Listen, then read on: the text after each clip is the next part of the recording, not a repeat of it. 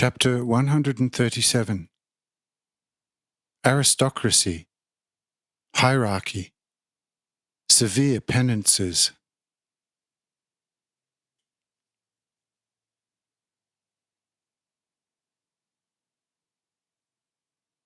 The aristocracy got entrenched more and more. The lords of Hanoch became ever more powerful. Their empire kept expanding. They set up new colonies, built new cities everywhere, and with the exception of the kingdom of the children of Sihan, the whole of Asia was soon populated. Only the high mountain areas were spared by the Hanochites. However, they were taken over by the Horodalites, a warring nation from the Lamech era we got to know earlier, who in hordes took possession of the better pastures of the mountains.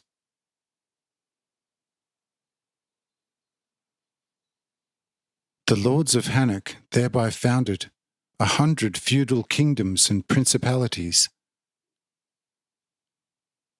Wherever they built a new city in the middle of a new colony, they soon appointed one of their own trained princes. He had to pay a modest annual tribute to Hanoch, but otherwise he was a sovereign lord of his country and his people. Such a prince was in most cases all in all to the people. He was a regent and arbitrary legislator in his country. He was the sole wholesaler in his city, the sole producer in omnibus, in all matters, of his people, so that they were forced to buy everything from him. Then, at the same time, not according to my will, he was the priest of the people who were subservient to him. His teachings were rarely about me, but mostly only about his dignity, and stated that if one sacrifices to him, one also sacrifices to God, whose deputy he is on earth, and that it only depend on him whether someone would obtain the eternal life of the soul after death from God or not.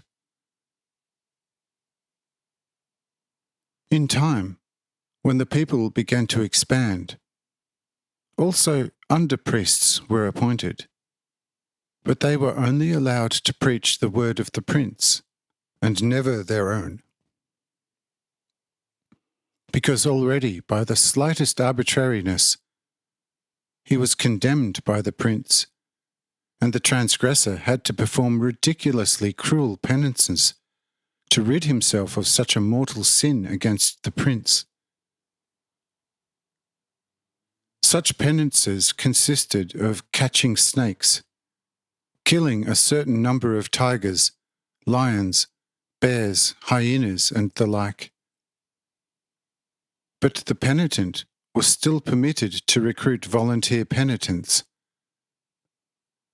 Smaller penances consisted in sacrifices, but the inability to sacrifice resulted in a beating.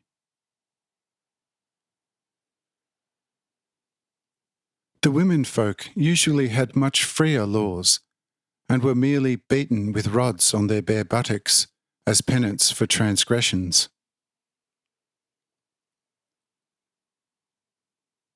The right to exercise the death penalty, however, was reserved for Hanoch only,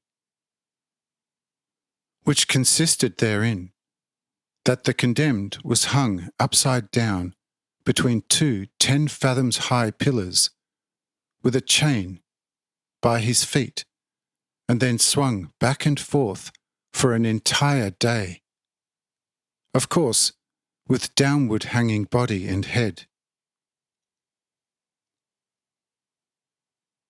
If someone showed any signs of life at the end of the day, he was not rocked any longer, but freed again, If he regained consciousness, he could move on. But if he died during the night, he was buried in the morning. If he died on the huge swing, his body was thrown to the wild animals, which were kept in suitable kennels. Death on the swing was proof that the condemned deserved to die. Therefore, anyone found worthy of death had to be sent by the feudal princes to Hanoch. It did not take many years for 100 such swings to be erected in Hanoch, and one did not see them rest for one single day.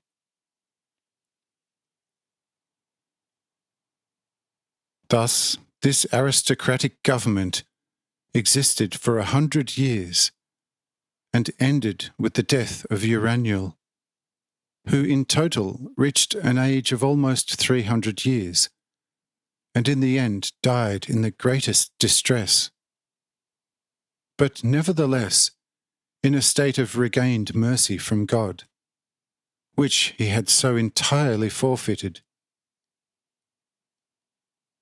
But what began to happen from then on, the following will show.